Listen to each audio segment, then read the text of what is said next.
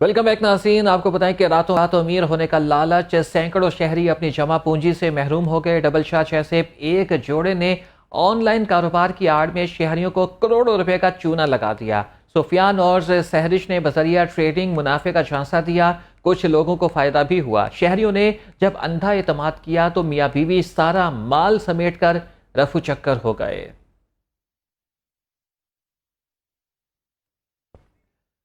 آپ کو ایک دفعہ پھر یہاں پر بتائیں کہ راتوں رات امیر ہونے کا لالچ سینکڑوں شہری اپنی جمع پونجی سے محروم ہو گئے۔ ڈبل شاہ جیسے ایک جوڑے نے آن لائن کاروبار کی آڑ میں شہریوں کو کروڑوں روپے کا چونا لگا دیا۔ سفیان اور سہرش نے بذریعہ ٹریڈنگ منافع کا جھانسا دیا، کچھ لوگوں کو فائدہ بھی ہوا۔ شہریوں نے جب اندھا اعتماد کیا تو میاں بیوی سارا مال سمیٹ کر رفو چکر ہو گئے۔ سفیان سہرش نے بذریعہ ٹریڈنگ منافع کا جھانسا دے کر لوگوں کو لوٹ لیا۔ راتوں رات امیر ہونے کا لالچ، لوگوں نے اپنی جمع پونجی سے ہاتھ دھو لیے، سینکڑوں شہری اپنی جمع پونجی سے محروم ہو گئے۔ اشرف مہتاب ہمارے ساتھ موجود ہیں جو کہ اس پر ہم سے مزید بات کریں گے۔ اشرف، کیا آپ نے بھی کچھ ڈبل کیا اب تک؟ جی میں نے تو کیا ڈبل کرنا تھا، جن کے پاس سرمایہ ہے اور وافر مقدار میں ہے وہ ڈبل کرنے کے چکر میں مارے گئے ہیں۔ اور یہ ایسے ہی ہوتا ہے کہ اس طرح کی جو کمپنی ہوتی ہیں وہ یقیناً فراڈ کے حوالے سے ہی کھلتی ہیں۔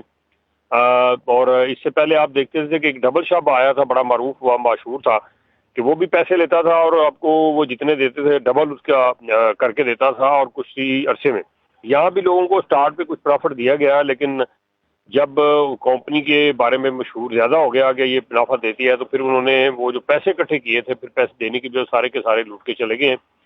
یہ کمپنی آنٹ نام کی جو کمپنی ہے یہ رجسٹر تھی ایف پی سی سی آئی کے انڈر بھی رجسٹر تھی، اس کے علاوہ جو ایف بی آر ہے اس کے ہاں بھی رجسٹر تھی، ایس سی سی پی ہے جو ہے ادارہ اس کے ہاں بھی اس کا رجسٹریشن کے بارے میں بتایا جاتا ہے۔ اس کے باوجود یہ فراڈ کیا اس نے اور چلی گئی ہے۔ اب ایف آئی اے میں رپورٹ تو لانچ کروا دی گئی ہے اس حوالے سے جو آن لائن فراڈ ہے، لیکن اب وہ انہوں نے آفس بند کر دیا جو پوسٹ علاقے میں ڈیفینس میں تھا، اور کچھ بتایا بھی نہیں ہے، اور باقی جو ان کے موبائل اور باقی چیزیں ہیں جو آن لائن جہاں سے لاگ ان ہوتے تھے وہ بھی بالکل بند ہے۔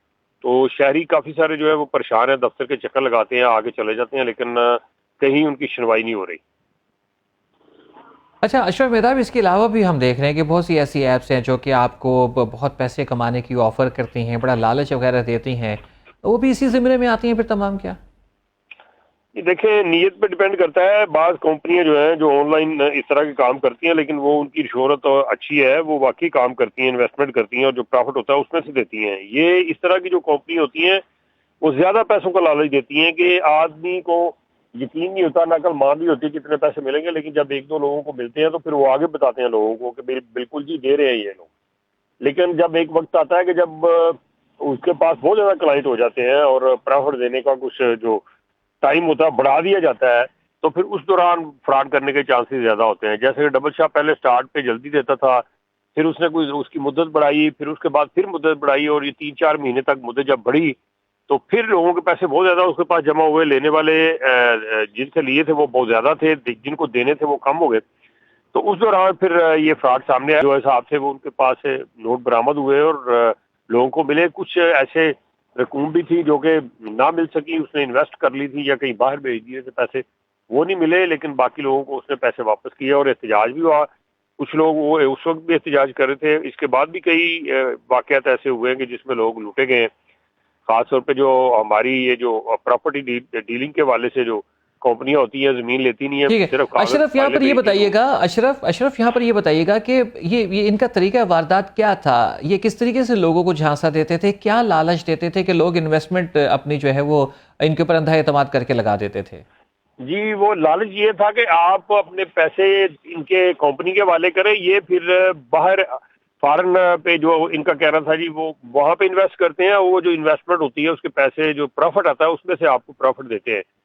تو اسی طرح سے چونکہ یہاں لوکلی کوئی ایسا سسٹم نہیں تھا جہاں سے چیک کیا جا سکتا، جھانسا انہوں نے ایسے ہی دیا ہوا تھا، تو لوگ پھر اسی وجہ سے کہ چونکہ یہ رجسٹر ہے لہٰذا یہ فراڈ نہیں کر سکتی، چونکہ اہم ادارے ہیں جہاں پہ رجسٹر ہونا ضروری ہے کسی کمپنی کا، تو وہ پھر لالچ میں آ گئے اور وہ جو ہے پھر انہوں نے ان سے لوگوں سے فراڈ کیا۔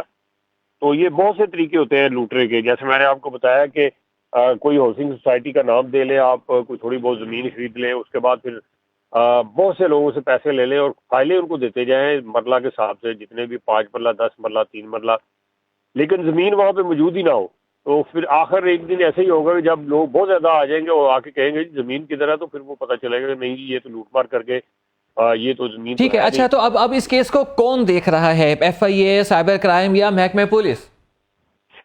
یہی سائبر کرائم، چونکہ جو انٹرنیٹ کے حوالے سے فراڈ ہوتے ہیں، نیٹ جو فراڈ ہے اس کو سائبر کرائم ہی وہ اس کو ایف آئی اے کا ایک ونگ ہے جو سائبر کرائم کا، وہ اس کو دیکھتا ہے، تو وہاں پہ ایف آئی اے شکایت کا ونگ ہے سائبر کرائم جو کہ اب اس کیس کو دیکھ رہا ہے۔ بہت شکریہ آپ کا اشرف مہتاب ہمیں جوائن کرنے کا۔